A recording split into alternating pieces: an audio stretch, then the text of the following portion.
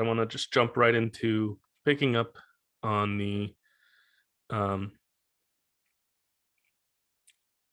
notes where we left off. So we were here in, again, this is section 3.3. And you should be able to see that on the screen now. We might finish this today, but if not, we will finish it a little with just a little bit of time tomorrow. But we're going to try to get through as much of it as we can today. Last week, we started this section. We talked about the first derivative test, which is just finding critical points by setting the total derivative equal to the matrix with all zeros. And then we talked a little bit about the Hessian matrix, right? This is kind of where we left off. We defined the Hessian matrix, which I coined the phrase the matrix of second derivatives. And that's kind of what we see here. We see basically every possible combination of second derivatives, and that's what we call the Hessian matrix. And the matrix itself is telling you the derivative itself is telling you which row and column it's in, right? And so another note that I mentioned was if you use the other notation, right, then you should be careful. If you use fx jxi, then it's kind of telling you the row and column in the other direction, because remember, these get flipped. So this is row and this is column. And this came up a little bit in the homework, but it would also, not in the homework, in the example I did right after this. But the other thing I mentioned is that this is kind of less important because mixed partials are equal, right? So if I move this, if I exchange this with this, they're the same anyway, so it doesn't matter too much. But just conceptually, it's kind of important to keep that all those ducks in a row. And then, like I said, we did an example here of computing a Hessian matrix. And, we kind of just said, okay, we take the derivative and then we use that derivative to kind of take the second derivative, all possible second derivatives of that. And I highlighted here how if I, across the diagonal, everything, there's this symmetry, and that's because mixed partials are always going to be equal. So that's exactly why we have this symmetry. Okay. And then we want to use this in some way. We want to talk about this. And so I reminded us of the second derivative test from calculus, from single variable calculus, right? Which is basically you use the second derivative and you see, okay, is it positive? Is it negative? You see here that it's not necessarily, it's actually equal to 0 here. And so we have like a point of inflection. If it's negative, then it's pointing down. We have concavity downwards, so that point was a maximum. Concavity upward means the second derivative is positive, and that means that critical point was a minimum. And if the second derivative is 0, then the concavity changes. In other words, you have a point of inflection, meaning you have neither a minimum or a maximum. Now, for obvious reasons, or maybe not super obvious reasons, but as soon as you introduce more dimensions, it gets much more complicated, because basically you can have a maximum, you can have a minimum in the natural way, but you can have weird kind of points of inflection. We have these things called saddle points that we're going to talk about later. I was going to draw one on the board behind me, but I'll draw it later. So we want to kind of see, okay, how can we differentiate? How can we use this Hessian, which is, right? So the analogy so far has been that the total derivative is an analogy for the derivative from single variable calculus. Now we have the Hessian, which should be an analogy for the second derivative. So how do we use that to kind of cook up a second derivative test? So that's exactly what we're going to do here. So we just start with the critical point. So we have a critical point in of this function here. And the question is, when do we have a minimum versus when do we have a maximum? When is that going to be a minimum? And so what I'm going to do is I'm going to introduce these two new terms here, but I'm not really going to give you a definition for them. That's kind of right away. It's going to kind of be a slow burn for how we define the words I'm about to introduce. So minimum, right? So minimum happens, remember, in the single variable case, a minimum happens when the second derivative is positive, right? In single variable case, because the concavity is pointing upward. And so the analogy for that is something called, since this is a matrix, the analogy is a property that's called positive definite.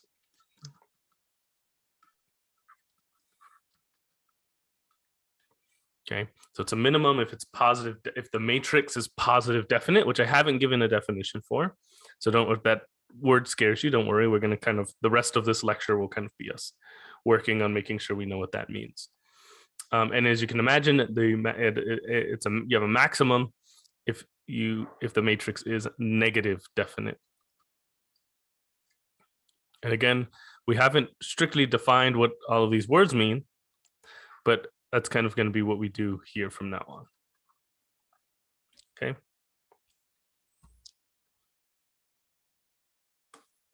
So we take this Hessian, we do the first derivative test to find a list of critical points. We then take the Hessian and we plug the critical points into the Hessian, and we kind of see, okay, does this have this positive definite property? We have the negative, or does it have this negative definite property? Now, in order to show you what positive definite and negative definite mean, I kind of want to start at lower dimensional cases and work my way up to the general case. Okay, so I'm going to start when n equals 2, because that's kind of the first higher dimensional case we can do. And we could see some pictures of that, though I don't know how many pictures I actually ended up drawing here. I don't think I drew many, but we can maybe even pull up GeoGebra, and that can be helpful with seeing the two-dimensional case. Okay, I'm giving you guys a second so you can get this copied down. So a maximum happens when it's negative definite, just like right in the single variable case, the max happens when the second derivative is negative because the concavity is pointing downward. So you got to think, yeah, so at a maximum, the concavity is downward, so you want negative. At a minimum, the concavity is upward, so you want positive.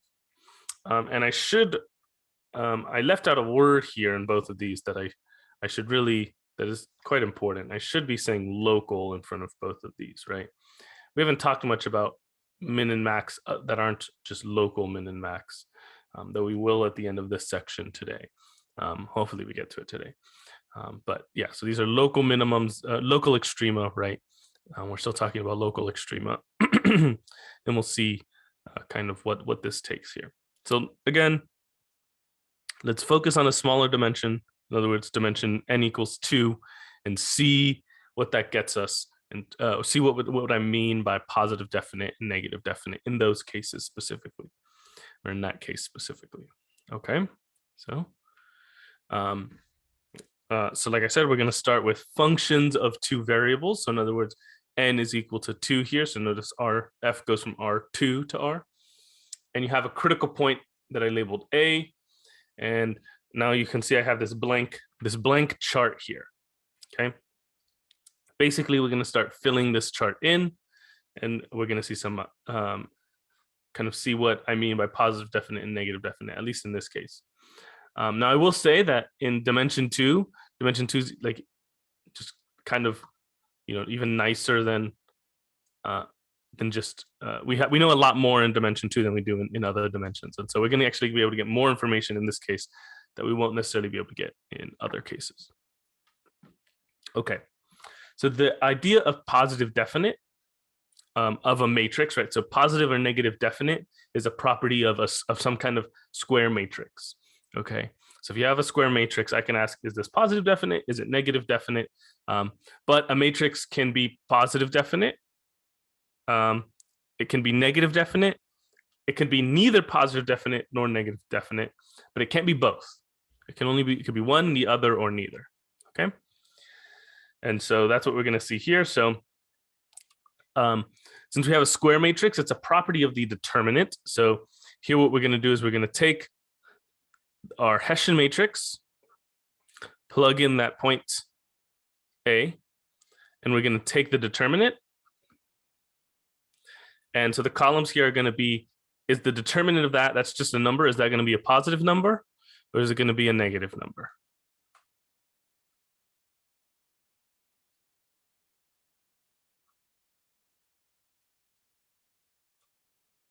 Okay.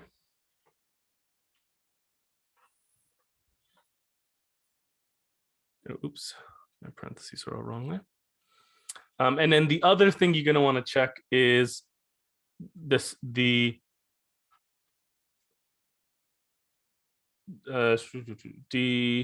f dx squared at that point A, and you want to see if that's positive or if that is negative. So why do I have to check specifically this one second derivative? And this is because this is the top left entry. So this is in the matrix. This is kind of the first entry in your matrix. And so, right, let me actually maybe even say something about that. So this here is your top left entry. Matrix entry in HF at A. So if you've already computed HF at A, this is just the top left entry in that matrix, okay? And for linear algebra reasons, that's why we're doing that. We're gonna see later a little bit more generalization of this. Okay, so we've basically said, okay, the top left entry is either gonna be a positive number or it's gonna be a negative number. And then the determinant as a whole of this 2x2 matrix, right? So HF is a 2x2 matrix, right? In general, it's going to be n by n, right? Because you have to take every combination, you have every pair of, you have n rows and then n columns because of the number of variables you have. In this case, that's 2x2. And so you take this, you take the top left entry, you see, is it positive or negative? Then we see, okay, is the determinant positive? If the determinant is positive, what do we see in both of these cases? If the determinant is negative, what do we see in both of these cases? Okay. So the case where the determinant is positive actually ends up being the one we want to focus on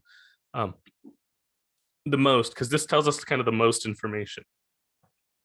If both of these things are positive, then that means that the determinant, that's the determinant. Let's see, what color do I want to use? So HF at A is positive definite. Okay. If both of these things are positive, then that another way to say that is that the matrix itself is positive definite. Okay, which if you go back to the previous slide tells us that you have a local minimum at A, at the point A, right?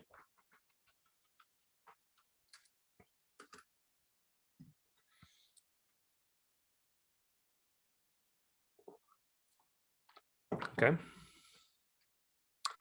So you, so that's what happens here, and then it turns out that if you have still if the determinant is positive, but if the top left entry was negative, then you get HSF of A is negative definite.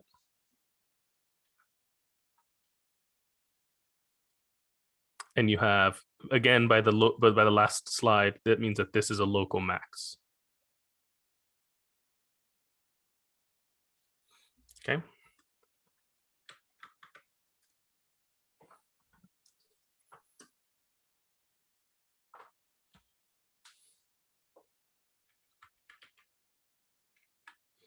Okay. So these are going to be the two, like, I don't even want to say interesting cases, because these are kind of the two cases that just give us the most information right off the bat, right? So you have the positive definite and negative definite. Though in 2 dimensions, so these are I should say, these are the two cases that we're going to try to generalize in higher dimensions. Everything else is going to be a little harder to generalize, though some of it will still be able to be generalized.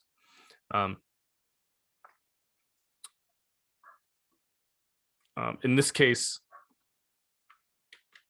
though in this case, like I said, the 2-dimensional case, we get a lot more information. Okay.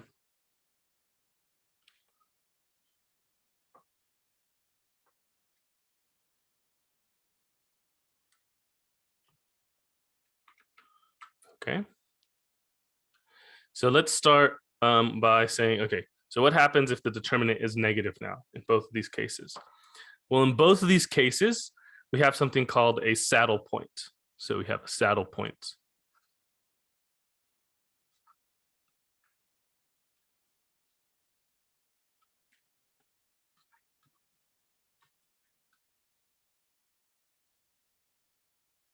Okay. Now, what is a saddle point? I meant to have it drawn behind me. Maybe I'll draw a picture of this on the next slide after, but basically it's, I kind of want to have a picture of it available now. Maybe I'll just briefly go away from this and just say that a saddle point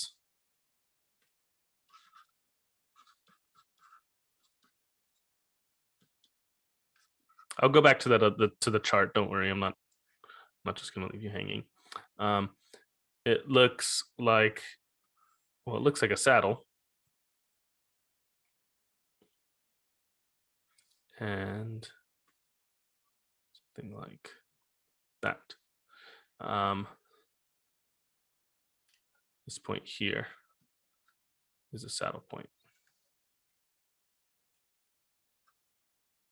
Okay. So what it is basically, notice in one direction, if I go this way, the function is increasing. If I go this way, the function is decreasing. So it's kind of like in some directions the function is increasing, in some directions the function is decreasing. Okay. Whereas at a maximum, right, or at an extremum, in every direction it's doing the same thing, right? So if it's at a minimum, then every direction the function is increasing. If it's at a maximum, at every direction the function is decreasing. At a saddle point, it's different. So you can kind of think of different examples of this.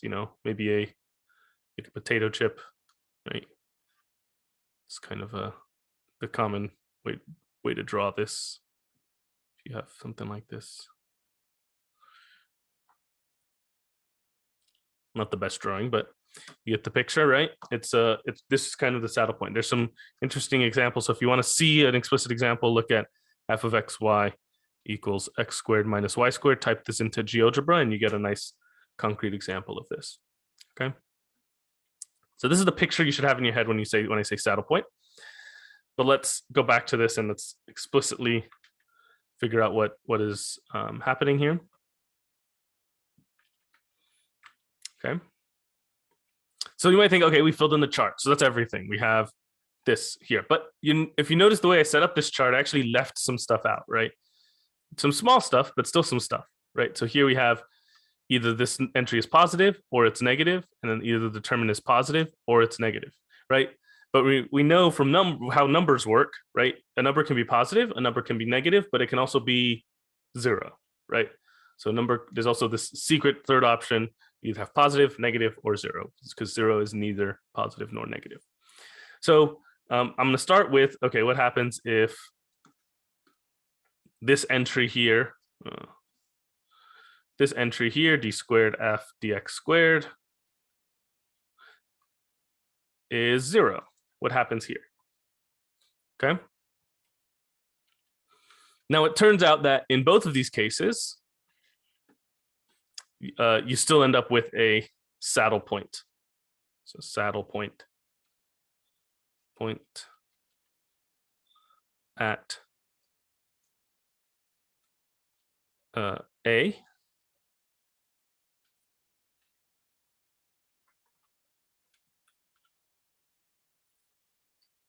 So I'm writing it kind of all the way across because it doesn't care about whether the determinant is positive or negative, but it does care about whether it's 0. So lastly, over here, I'll say what happens if the determinant of HF of A is equal to 0.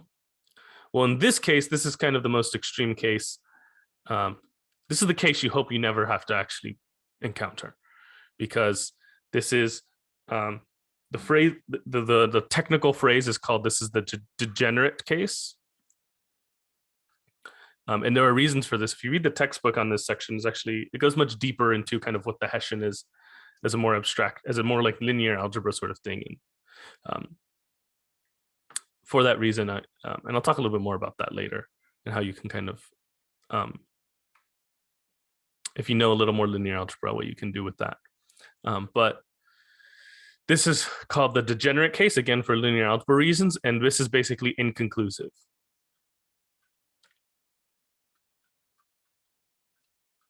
So, and that's no matter what. So like this, all the way down, even including the case where this is 0 here. Okay. So if you get the determinant, if you're getting the determinant equal to 0, it's something that you hope never to actually happen, because basically you don't know what's happening at that point. Nothing can be said about whether it's a minimum, a maximum, or a saddle point. Okay. You just don't know. There's no way to, the second derivative test basically fails in that case. Okay. Cool.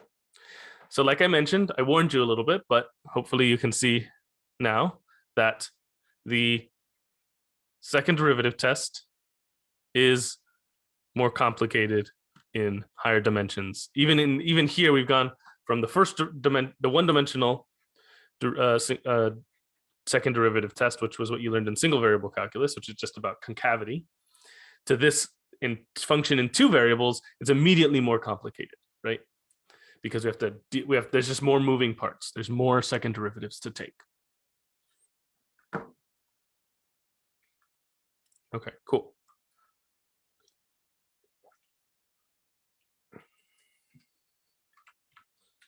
I'll let you sit on this for a second while we kind of segue to the next part of what we have. Okay. Cool. Please feel free to slow me down if we have questions. We should be doing an example of this now after this. So it's kind of what we'll talk about next. So again, so when we say saddle point, although they are using the same name, do they have different values? Yeah. So it can look kind of different, and it can be kind of, it doesn't necessarily tell you it's what the value of the point of the number is at that point, or of the function is at that point. But it'll still be a saddle point. The saddle point is more just like geometrically what's going on. It's this picture more than anything. Okay. Cool.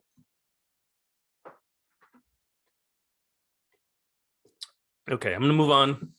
We're gonna jump into this. I'll probably end up coming back to this just as a reference, because this is kind of like the slide that tells you if you have.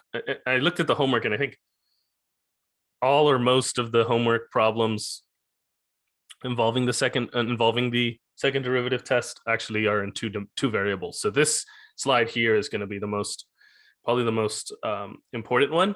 I do want you to see what it looks like in even higher dimensions, in higher variables, and at least know conceptually how you'd get to that. But your practice is going to be mostly in this version where you have two variables. Okay. So let's move on. So that's a picture of the saddle point. So here we have this classic type of problem, which says find and classify the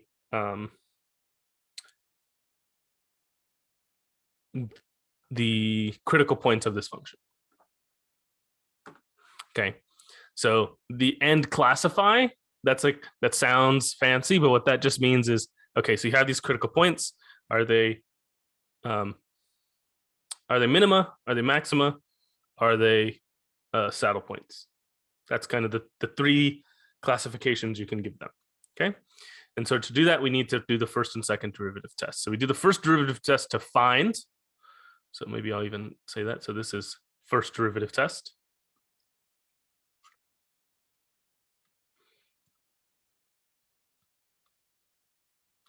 And then classify, this is the second derivative test.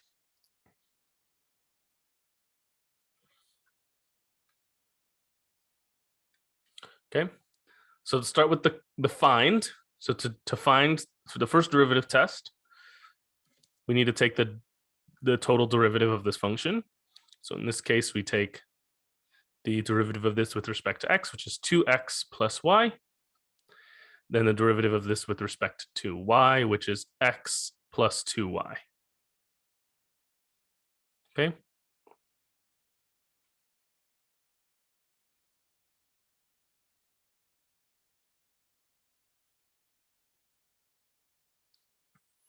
Okay. So now if we want to actually find where the critical points are, we set up a system of equations here. So we say this is equal to 0, and this is equal to 0.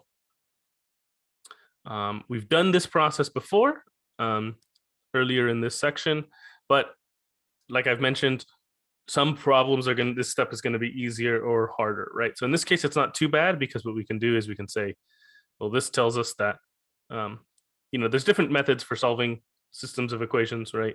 Especially these are linear equations. So you can do some kind of elimination stuff if you're into that. Here, I'm just going to say that this here tells me that y is equal to negative 2x. So if I make that substitution down here, then that tells me that x plus 2 times negative 2x is equal to 0, which tells me that negative 3x is equal to 0, which tells me that x has to be equal to 0. Then if I plug that back in up here, then that also tells me that, so I guess this tells me that y has to also equal 0. So the critical point, so you have a critical point.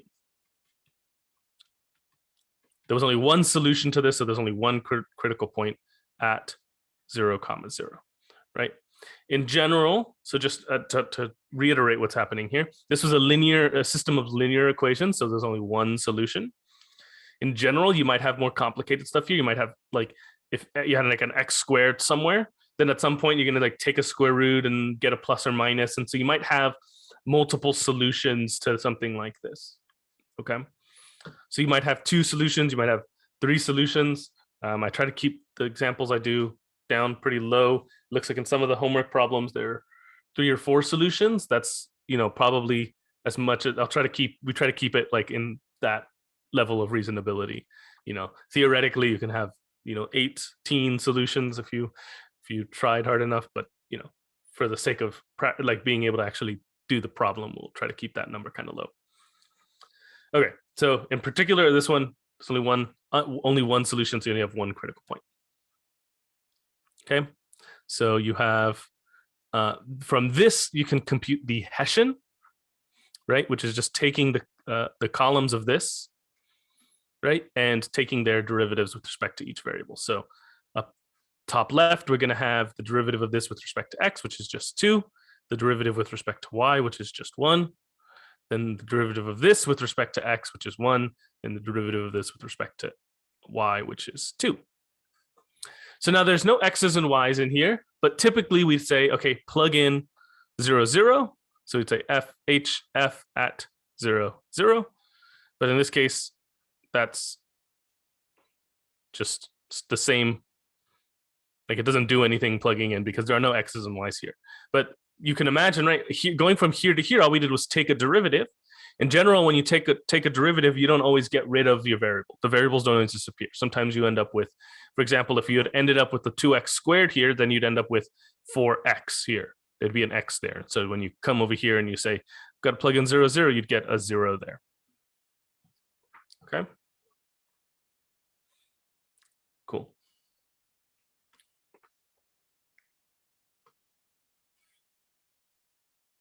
Cool. So let's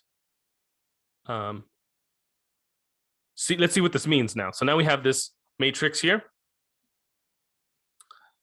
So what we should be looking at is the top left matrix entry and then the determinant of this guy. So the top left, so d squared f dx dx squared at 0, 0 is equal to 2. And then the determinant of the Hessian at this point, right? So just take the determinant of this guy, which is just 4 minus 1, which is 3. In this case, they're both positive, right? So these 2 pieces of information, according to that chart, tell me that HF at 0, 0 is positive definite.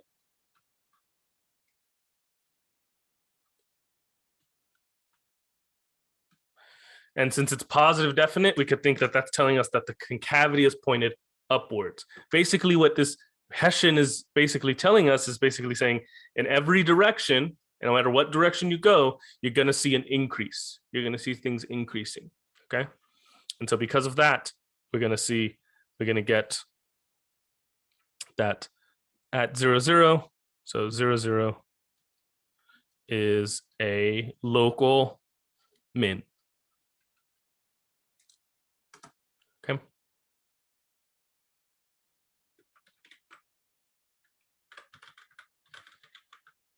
I'm going to go ahead and pull up GeoGebra so we can see this particular function and what it looks like. Okay. Any questions on this? Let's see.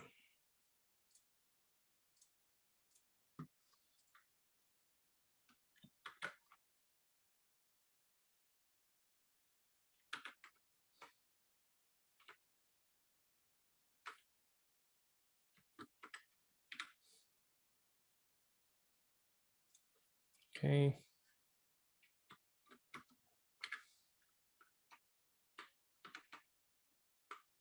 Okay, so let me switch so that you could see GeoGebra. Okay, cool. So the function was f of x, y is equal to x squared plus xy plus y squared. Oops. Okay, good. So you can see here that this definitely is consistent with what we saw in the calculus, right? In the calculus, we saw that here at the origin, you get a minimum, a local minimum. In this case, it's a global minimum. Okay. Cool. Any questions on that?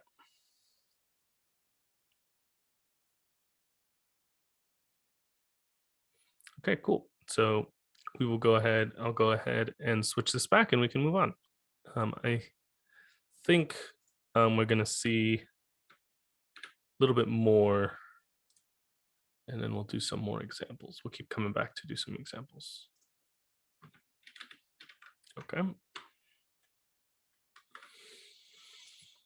Okay, so let's see. So this is gonna be kind of the way we approach this. This is the general way to do this. So let's imagine we have a bigger matrix. And in this case, so f would have been a function from Rn to R. Okay. So we have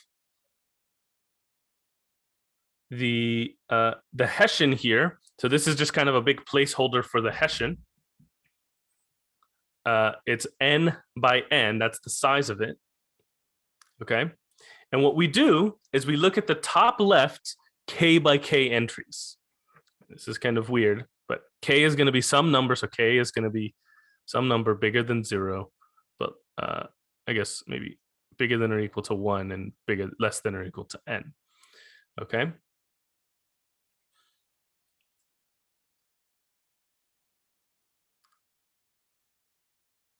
So what this is you just take, so you're imagining you have this big matrix. Imagine you have a 4 by 4 matrix and you're looking at k equals 2. Then you just look at the top 2 by 2 matrix on the top left. You always go to the top left.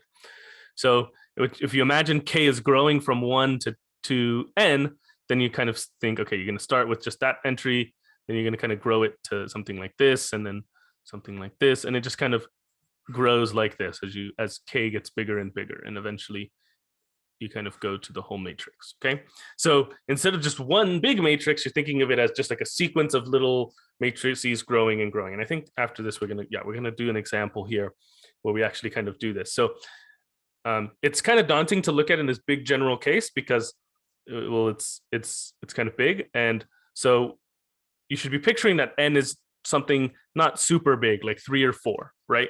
In which case you have just this 4 by 4 matrix, and so you start with the 1 by 1 matrix on the top left, then the 2 by 2 matrix on the top left, then the 3 by 3 matrix on the top left, and then you've already got to the whole matrix, the whole 4 by 4 matrix. Okay, and so you have the sequence of matrices which gets bigger and bigger and bigger and bigger. And what you're looking at is the determinants of these matrices. Okay, so Positive definite means that for all of these k, you always get a positive number. The determinant of a k is going to be positive, strictly positive, right? Not equal to 0.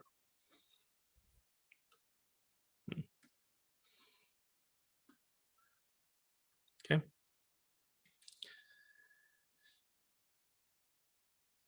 Negative definite is going to be a little bit different, right? So we saw in the two-dimensional case that negative definite happens when you see how the determinant was still positive, but the top left entry was still negative. Well, that top left entry we could think about as the determinant of A1, right? Because A1 is just the top left entry. It's just a 1-by-1 matrix at the top left, which is just the top left entry. And so if you take the determinant of that, it's just the number itself, the number in the 1-by-1 matrix. And so in a kind of silly way of thinking about the top left entry is the top left 1-by-1 A1, right? And so the determinant of that. And so what we see with positive or with negative definite is what we actually want is that the odd numbered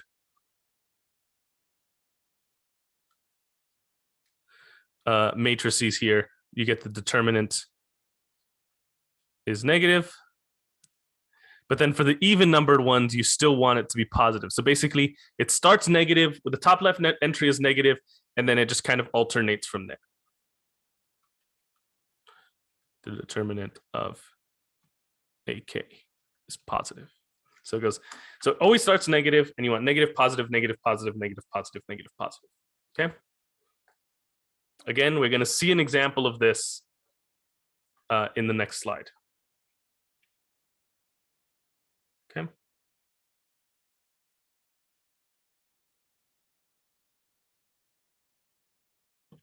Cool. So this is positive definite and this is negative definite, right? These are the two big ones. Okay. Let me actually get this out of the way. Move this. But we saw in the two-dimensional case that there was also other kind of cases that we kind of looked at. So is there any way we can determine whether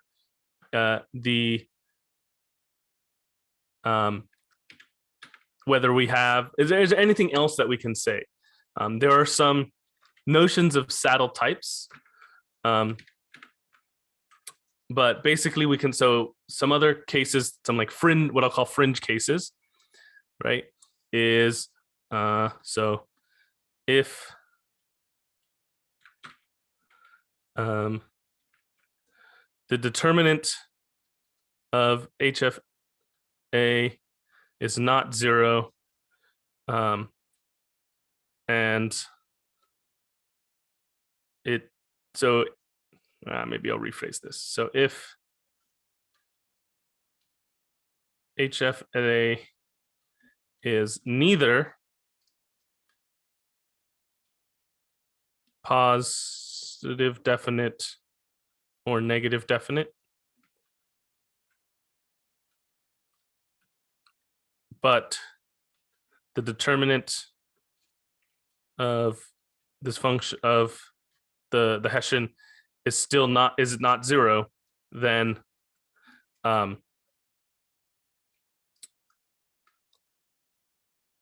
A is a saddle point. Now the picture for saddle points in higher dimensions are more, so maybe is of saddle type. That's how they like to phrase it.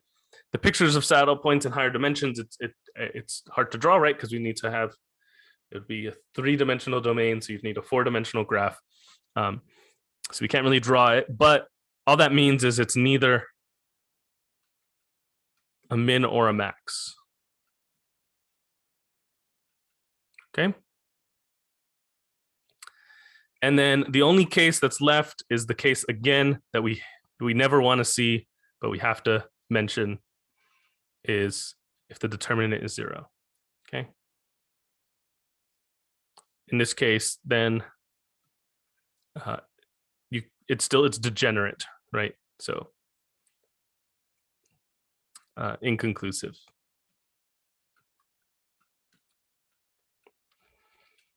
So this is the case you never want to see, which is why these sorts of problems are hard to just make up, right? Because if you just make up a problem, you might end up here and then you'll be sad.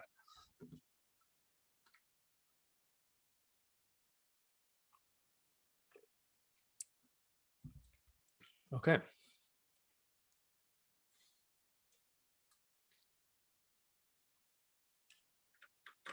Cool. So the big takeaways are the positive definite and the negative definite. And then after that, it's just like, we just hope that it's, so you're always just hoping that the matrix as a whole doesn't have a zero determinant. And then after that, it's just like, okay, do they alternate? Are they always positive? Is it positive? Is it negative, positive, negative, positive? And you're good. As soon as you get that the determinant is non-zero, you should be like, okay, what like that's nice. That's we can actually get an answer here. So we can actually figure this out. Okay. Yeah, so this was kind of the more general definitions of positive definite and negative definite. And we have these fringe cases where you can be neither positive or negative definite. And I call this one a fringe case because we don't like it as much, but technically this is like this case here is probably going to happen more. This is probably going to be the most common. But this case here, you don't want. It's gross. And these two cases are kind of like the nice cases that we imagine or we hope always happen. Right? You always have a maximum or a minimum, right? Okay. And so let's see this in action. So here we have an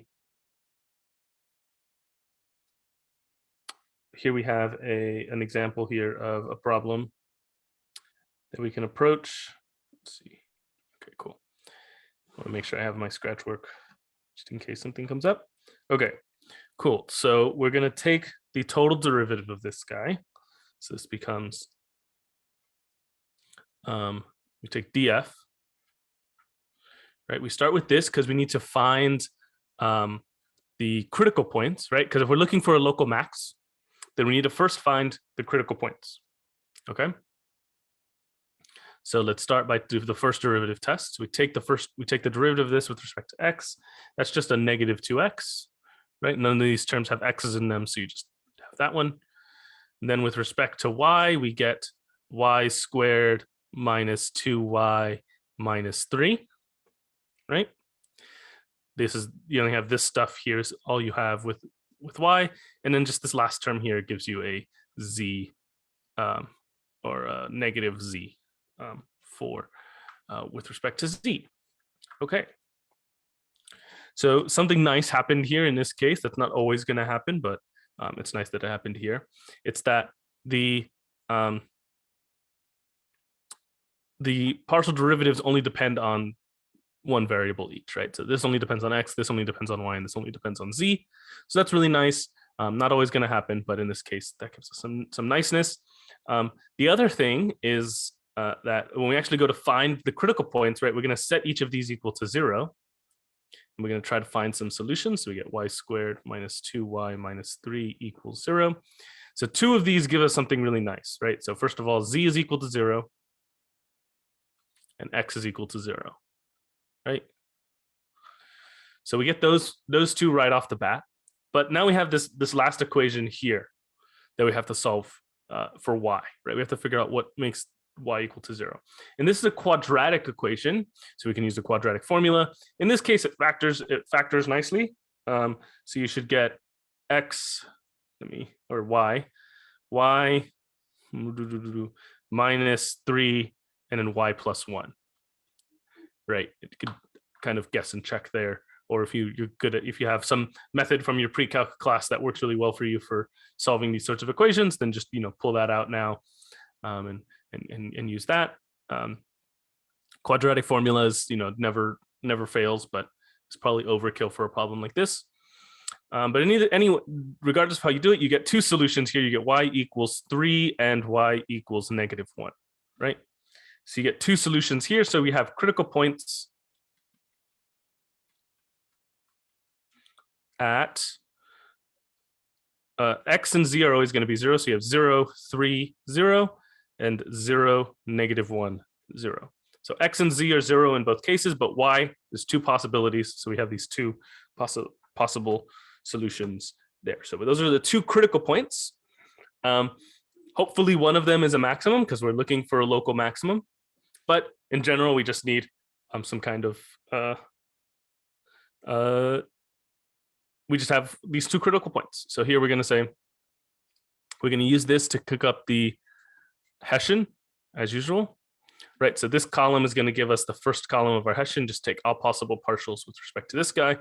So with respect to x is -2. With respect to y is 0, and respect to z is 0. So this is part of that niceness that we got in this particular case where this only depends on x, this only depends on y, and this only depends on z. We're going to get a lot of zeros in this matrix. For example, in the second column, when we look at this with respect to x, we get 0. With respect to y, we get something interesting, 2y - 2. So that's non-zero, which is nice. And then with respect to z is 0 again. And then this last one with respect to x is 0, with respect to y is 0, and then with respect to z is -1. Okay. So here we have the Hessian in general, but remember we need to plug in these points, these critical points here. So in this case, we need to plug in y equals 3 and y equals -1. Since this Hessian only depends on y, we're only really gonna focus on the 3 and the -1. So at the Hessian at 0, 3, 0 is going to be -2, 0, 0, 0. And then this value here, which is, let's see, 3 times 2 is 6, -2 is 4, and then 0, and then 0, 0, -1. And then the Hessian at the other points, 0, -1, 0, is going to be -2, 0, 0, 0, and then if I plug in -1 here, it gives me -2 - 2, so we get a -4, 0, and then 0, 0, -4, or -2, -1.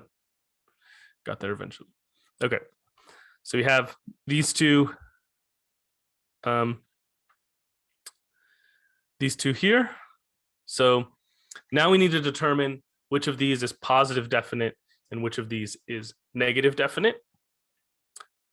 Or if or neither, or whatever, we got to figure out if either of these is, since we're looking for a local max, we're hoping that one of these will be negative definite. Okay. As you get practice with taking determinants and doing these stuff, especially if you've already taken a linear algebra class, you're going to be able to look at these and have some idea of which of these is going to be negative definite. So I already know, I guess I didn't compute any determinants yet, but I can tell by looking at these, one of these is going to be negative definite. And I know which one, but we'll go through the work and to see how it's done. So first of all, over here, we look at A1 and the determinant of A1. In this case, that's just the determinant of -2. So that's just -2, right? So again, we focused in on this 1 by 1 up on the top left, treated that as a matrix. The determinant is just the entry itself. Okay.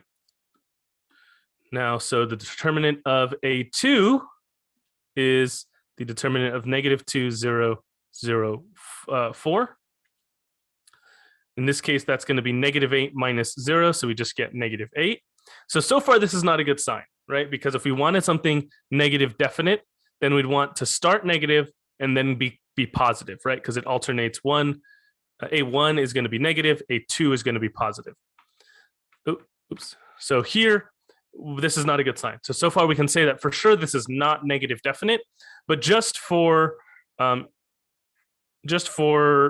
completion, we're going to say, okay, what is the actual determinant of the whole matrix, just to see, is this going to be inconclusive or is this going to be a saddle type point? Just for our practice, we'll do this here.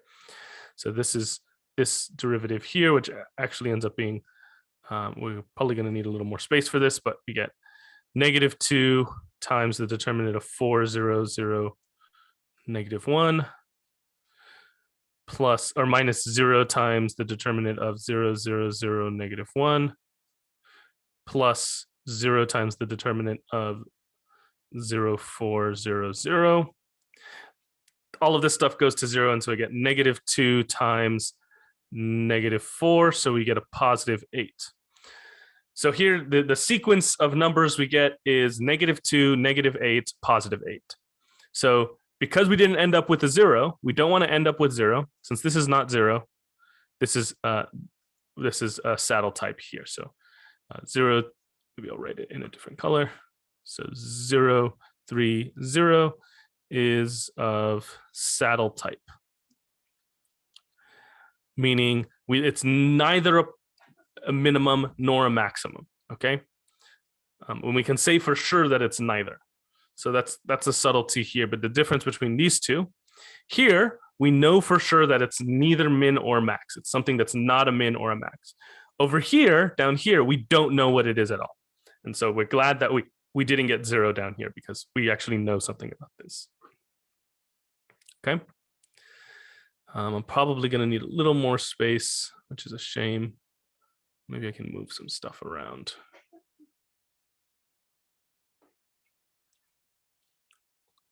I could probably even shrink that.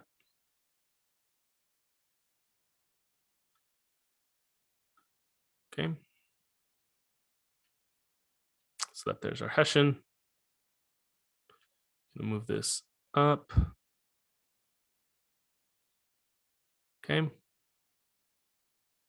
And cool. So let me just draw a little section this off a little bit. Okay. Getting a little messy, getting a little crowded, but I think we can squeeze it all in here. So now we're going to do the same process we did over here, but with this. So again, we take the determinant. Remember, these lines here, they're not absolute value, they're the determinant. The determinant of this 1 by 1 matrix, so we get a negative 2, same as we had over here. Now we get the determinant of A2, which is the determinant of negative 2, 0, 0, negative 4, which is a positive 8 now. So far, so good. It's alternating. We started negative, then we got positive. That's good. But we still have to check this last case. So the determinant of the whole Hessian at this point, which is negative 2, 0, 0, 0, negative 4, 0, 0, 0, negative 1. Okay. So the determinant of this is negative 2 times the determinant of negative 4, 0, 0, negative 1, minus 0 times the determinant of 0, 0, 0, negative 1, plus 0 times the determinant of 0, negative 4, 0, 0. All of this, these two terms again are just going to go away. And so we have negative 2 times positive 4, which is a negative 8. So we got exactly what we wanted. We want a negative, positive, negative, right? When we have a 3 by 3 matrix, that's what we want. We want to get negative, positive, negative, negative, positive, negative. Or at least once we see that, we know that this is a determinant of, or this is matrix is negative definite because we have this alternating pattern. And when we have when the Hessian has a negative definite, when the Hessian is negative definite at a certain point, at a certain critical point, then that critical point is a local min, or sorry, local max.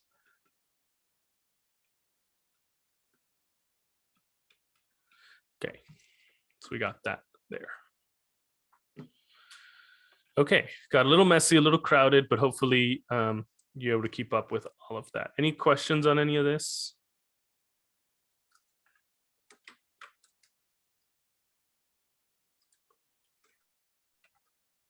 Okay.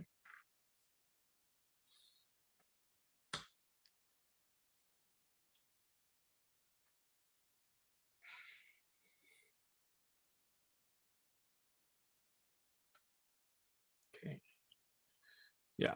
So this is kind of the extreme case, right, where we give you a function in 3 dimensions, and you have to determine whether it's has a local min or a local max.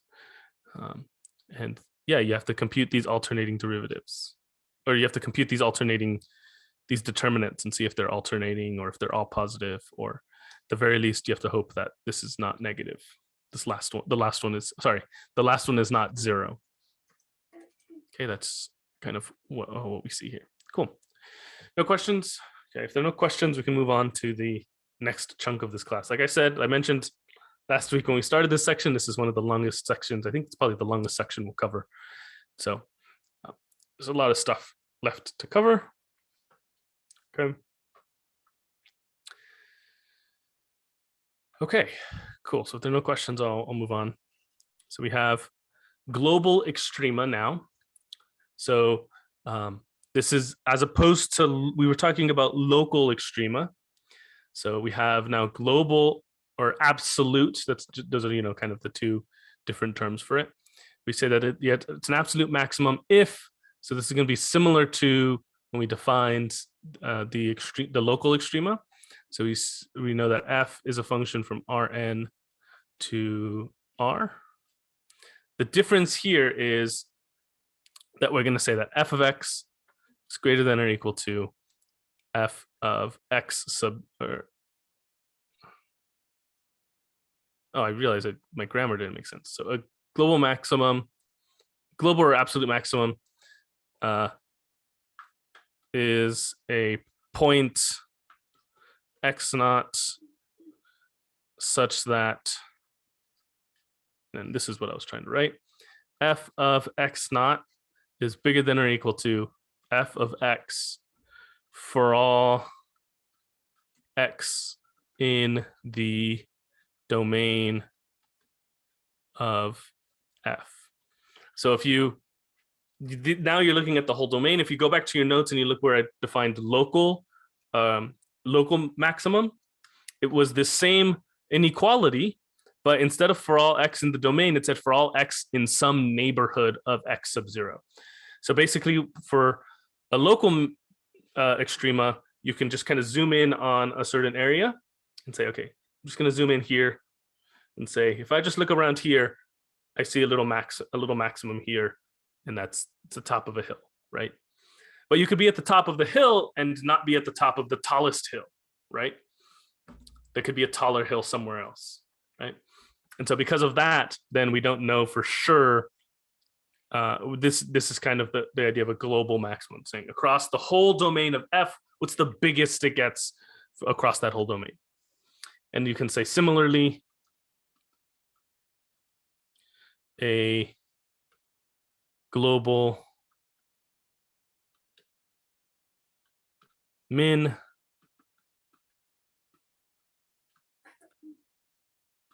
is a point x sub 0 such that f of x sub 0 is less than or equal to f of x for all x in the domain.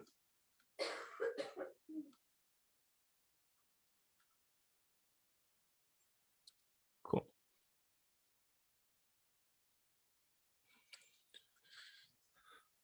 So the difference between what we were talking about before and what we're talking about now is that we're looking across the whole domain of f. We're not just saying like, hey, look, this is a little peak here.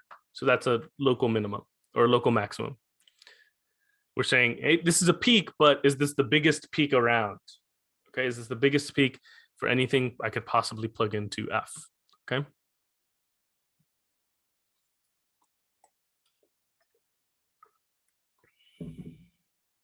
Okay. And then there's this theorem from the textbook. I've listed the page number here so you can read more about it if you want. There's this theorem where if a domain is closed and it's bounded, say a little bit more about what that means, then f must have a minimum and a maximum. So this might feel weird, like because I guess one thing I didn't mention is that in general, a function doesn't have to have a minimum or a maximum, right? For example, it could just keep, for example, if you imagine a parabola, like, or the paraboloid that I put on the page earlier on GeoGebra, it has a minimum down here. It's a global minimum even. It doesn't get any smaller than this point at the base, but it just keeps going up. There's no maximum. It just keeps getting bigger and bigger. If you go further away from the origin, you're just going to get bigger and bigger values. And so because of that, you're not every function has a maximum, but if you restrict the domain to something which is I'm calling closed and bounded, then you have to find a minimum. And so what do I mean by closed? It has a boundary. The boundary, the domain includes its boundary. So for example, something like this would be closed, but something like this wouldn't be. So this is closed and this is not closed. Okay. So here we didn't include the little boundary here. And bounded just means that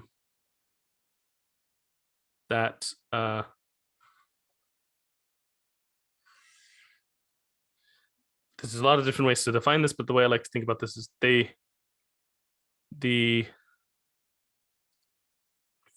domain fits inside some ball or disk. So for example, right, both of the pictures I had over here, this is bounded because I can just fit it inside of some disk. Like if I just take, this disk here, then it fits in. You can kind of bound it around this disk. You could put a circle around it, but for an example of something which is not bounded would be something like a curve that kind of shoots off forever. So this is not bounded.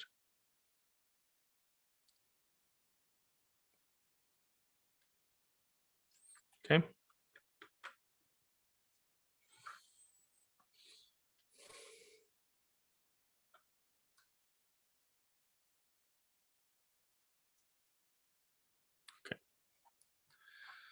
So the kind of the less important part of this is like the minute details of what it means to be closed and bounded. Basically, if you